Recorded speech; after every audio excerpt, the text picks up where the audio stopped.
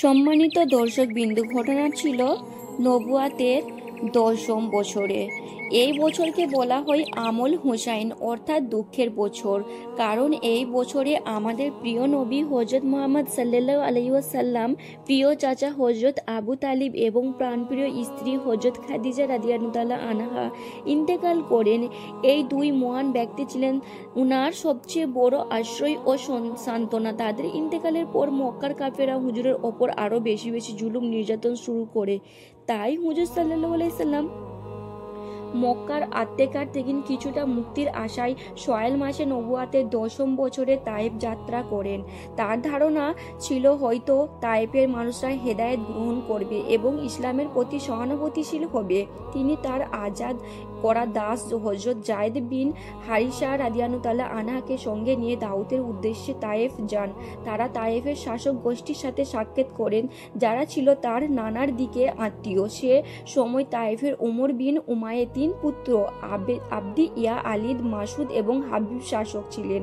তারা ছিলেন বিন সাকিব গোত্রের মানুষ। রাসূল সাল্লাল্লাহু আলাইহি সাল্লাম এদেরকে ইসলামের দাওয়াত দেন এবং সহযোগিতা কামনা করেন।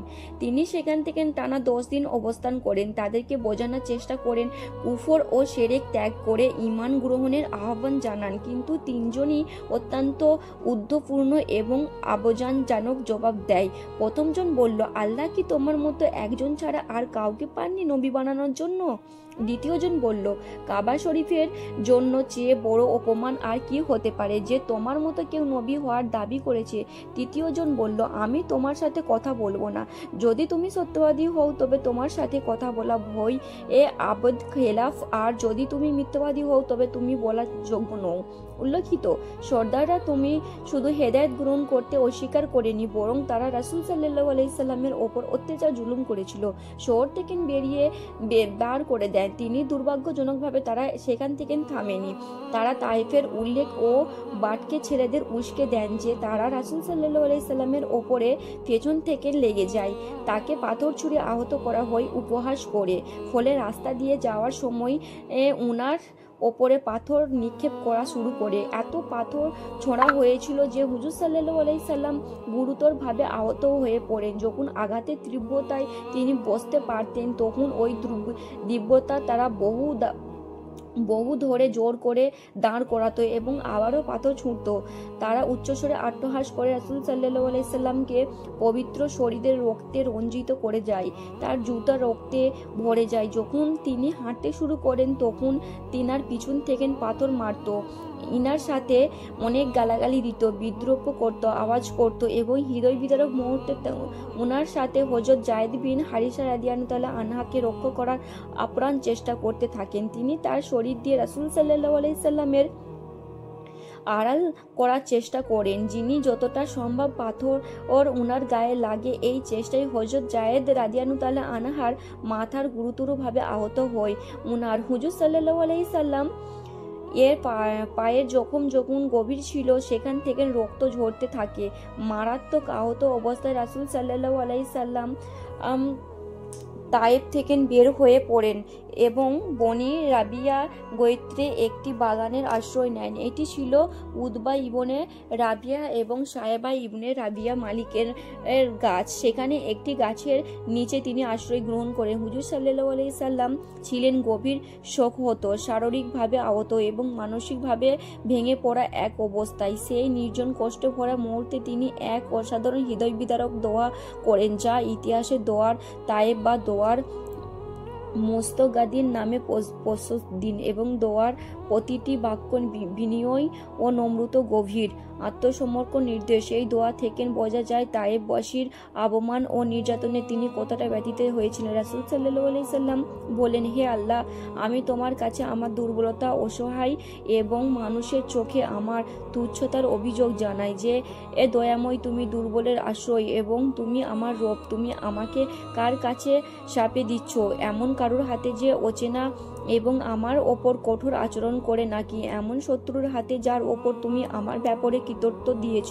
যদি আমার প্রতি তোমার কোনো রাগ বা অসন্তুষ্ট থাকে তবে আমি কষ্টের কোনো পারোয়া করি না, কিন্তু আমার পক্ষে থেকে শান্তি ও নিরাপত্তা আমার জন্য সবচেয়ে প্রশস্ত আশ্রয়। আমি তোমার সেই পবিত্র চেহারা নূরের আশ্রয় চাই যার আলাতে সমস্ত অন্ধকার দূর হয় এবং যার কারণে দুনিয়া ও আখিরাতে সবকিছু সুব্যবস্থিত রয়েছে। যেন তুমি আমার প্রতি কষ্ট না হও, যেন তোমার গাজা আমার ওপর অপতিত না হই। কেবল তোমার সন্তুষ্টের জন্য চেষ্টা চালিয়ে যাব যতক্ষণ না তুমি সন্তুষ্ট হও। তোমার ছাড়া আর কারোর মধ্যে কোনো শক্তি কিংবা ক্ষমতা। এই সময় আল্লাহ তাআলা তখন হযরত জিবরাইল আলাইহিস সালাম উপস্থিত হলেন আরেকজনকে মুহাম্মদ সাল্লাল্লাহু আলাইহি সাল্লামের সামনে। আপনার জাতির কথা শুনেছে এবং তাদের আচরণ দেখেছেন। আল্লাহ তাআলা আপনার কাছে পাহারা ফেরেশতাকে পাঠিয়েছেন। আপনি চাইলে তাকে নির্দেশন দিতে পারেন। এরপর পাহাড়ের ফেরেশতারা নবী করিম সাল্লাল্লাহু আলাইহি সাল্লামকে আরজ করে বললেন, হে আল্লাহ তাআলা রাসূল, আপনি যদি অনুমতি দেন তাহলে আমি এই দুটি পাহাড় যা মক্কার দুই পাশে অবহিত তুলে এনে এই তায়েফবাসীর ওপরে চাপিয়ে দিতে পারবো, যাতে তাদের নাম নিশানা পর্যন্ত মুছে যায়। এই পর্যায়ে নবী রহমত সাল্লাল্লাহু আলাইহি সাল্লাম যেন উত্তর দেন তা কিয়ামত পর্যন্ত প্রমাণ করে, যিনি ছিলেন রাহমাতুল্লাহ আলামিন, সমস্ত বিশ্বের জন্য রহমত স্বরূপ। তিনি বললেন, না, আমি এটা চাই না, বরং আমি আল্লাহ তাআলার কাছে আশা রাখি যে এদের ভবিষ্যৎ প্রজন্মের মধ্যে থেকে এমন লোক জন্মাবে যার শুধুমাত্র আল্লাহর ইবাদত করবে এবং তার সাথে কাউকে শরীক করবে না। এর দয়ার বার্তা ছিল নবীজির প্রাকৃতিক পরিচয়, ক্ষমতাশীল, দয়া এবং ধৈর্যের এক অন্য উদাহরণ। একদিকে সেই বাগানের উপস্থিত ছিলেন উতবা ও সায়েবা, তার রাসূল সাল্লাল্লাহু আলাইহি সাল্লামের মাজলুম ও অসহায়িত নিজের চোখে দেখেছিল। এই দৃশ্য দেখে তাদের হৃদয় কিছুটা গলে যায়, আত্মীয়তার টান ও মানবিক অনুভূতি জেগে ওঠে। তারা এক থালা আঙ্গুর সাজিয়ে আনলো এবং তাদের একজনকে খ্রিস্টান গোলাম আদেশকে ডেকে বলল, এই আঙ্গুরগুলো ওই ব্যক্তির কাছে নিয়ে যাও এবং তাকে বলো যেন কিছু খেয়ে নেন। আদাস আঙ্গুর খালা নিয়ে এলো এবং রাসূল সাল্লাল্লাহু আলাইহি সাল্লামের সামনে রেখে দিল। বিসমিল্লাহ বলে খাওয়া শুরু করলেন। আদেশ বিস্মিত হয়ে জিজ্ঞাসা করলো, আল্লাহর কসম, এই শহরের লোকেরা তো বিসমিল্লাহ বলে না। তখন নবী করিম সাল্লাল্লাহু আলাইহি সাল্লাম জিজ্ঞাসা করলেন, তুমি কোন শহরের বাসিন্দা এবং তোমার ধর্ম কি?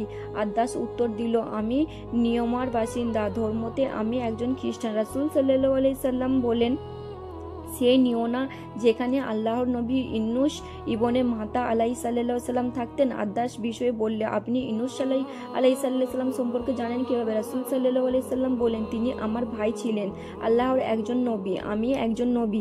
এই কথা শুনে আদাসের চোখে পানি এসে যায়। সে আবেগে অপ্লুত হয়ে রাসূল সাল্লাল্লাহু আলাইহি সাল্লামের হাত পা এবং কপালে চুমু দেয় আর উচ্চস্বরে বলে উঠে, আশহাদু আল্লাহ ইলাহা আশহাদু আন্না মুহাম্মাদুর রাসূলুল্লাহ সাল্লাল্লাহু আলাইহি সাল্লাম, আমি সাক্ষী দিচ্ছি আমার আল্লাহ ছাড়া কোনো ইলাহি নাই এবং মুহাম্মদ রাসূলুল্লাহ সাল্লাল্লাহু আলাইহি সাল্লাম বান্দা ও রাসূল। যখন আদেশ ফিরিয়ে গেল তখন উতবা ও সাহেবা তাকে বলল, তুমি ওই ব্যক্তির হাতে পা চুম্বা করছিলে কেন? সতর্ক থাকো, সে যেন তোমাকে তোমার ধর্মে থেকে ফিরিয়ে না দেয়।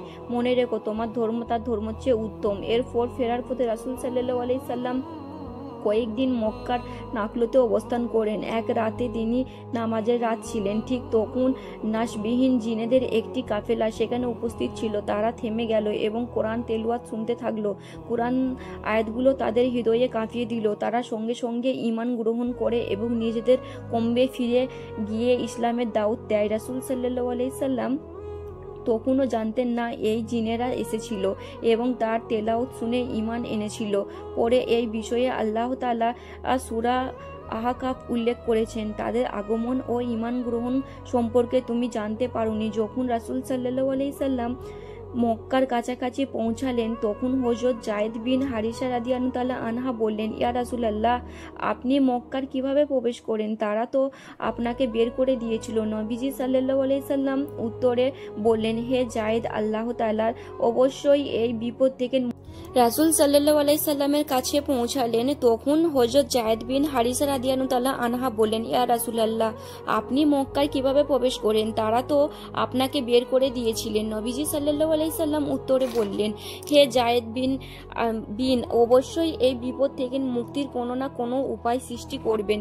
তিনি তার দ্বীনের রক্ষক এবং সাহায্যকারী, আর তিনি তার নবীকে বিজয়ী করবেন, এতে কোনো সন্দেহ নেই।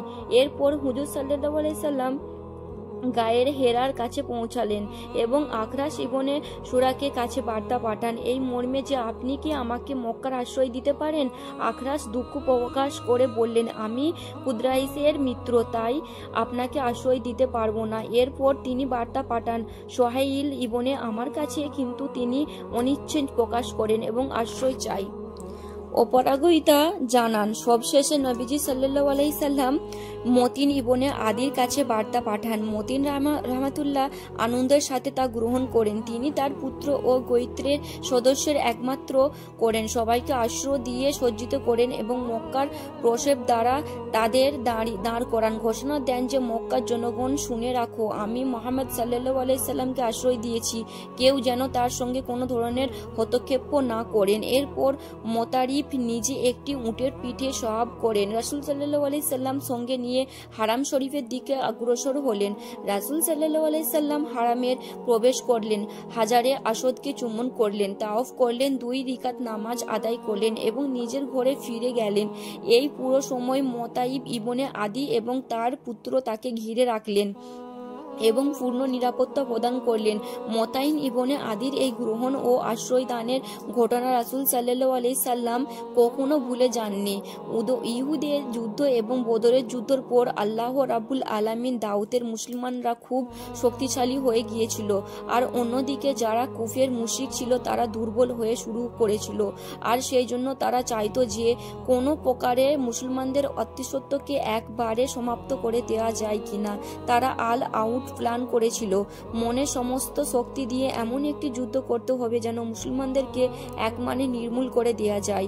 কাফের মুশরিকদের ভেতরে বড় বড় নেতারা একত্র হয়ে তারা বলাবলি করতে লাগলো, আমরা কবে এবং কখন মদিনার ওপরে হামলা করব এবং মুসলমানকে নির্মূল করে দেব। এরপরে 627 খ্রিস্টাব্দে জানুয়ারি মাসের কাফের এবং মুশরিক একসাথে জোট বেঁধে মদিনার দিকে হামলা করার উদ্দেশ্যে রওনা দিল। তারা মদিনার মরুভূমির পথে হাঁটতে হাঁটতে ক্লান্ত হয়ে গিয়েছিল, এজন্য তারা কিছুক্ষণ বিশ্রাম নিল।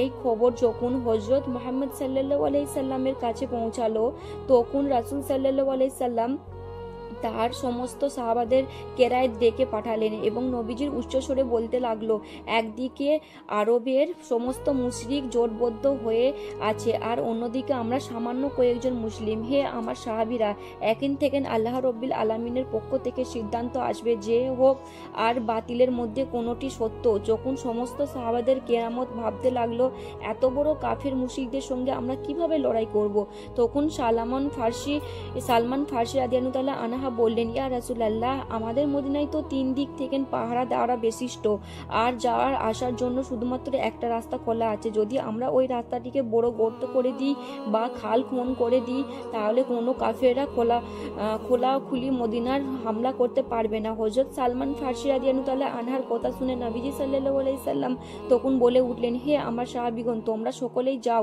যার মতো করে কাজে লাগাও এবং উনার ওপরে বড় একটি খাল খনন করে দাও, যাতে কাফেররা মুশরিক সরাসরি মদিনায় হামলা করতে না পারে। এরপরে আল্লাহ রাব্বুল আলামিন দাউতে সমস্ত সাহাবাদের কেরা মিলে শেষ পর্যন্ত মদিনাকে হেফাজত করার জন্য 4.5 কিলোমিটার লম্বা ও 4 মিটার গভীর একটি খাল খনন করলো। খন্দকের যুদ্ধে কাফেররা মুশরিকের মুসলমানদের বিপক্ষে আবু সুফাইন ও তৎকালীন বিশ্বের সবচেয়ে বড় বীর ওমর বিন মারওয়ানকে নিয়ে এসেছিলেন। আরবের বড় বড় পালোয়ানের পর্যন্ত ওমর বিন মারহাবাকে দেখে ভয় পেত, আর এসব পালোয়ানের সহ তারা মদিনার কাছে এসে দেখলো মদিনার প্রবেশ একটি বড় খাল খনন করা হয়েছে। যা দেখে তারা ভীষণ অবাক হলো। এবং ওমর বিন মারহাবা বলল, এত বড় খন্দক এত সামান্য কয়েকজন মানুষ কেমন করে খুলেছে?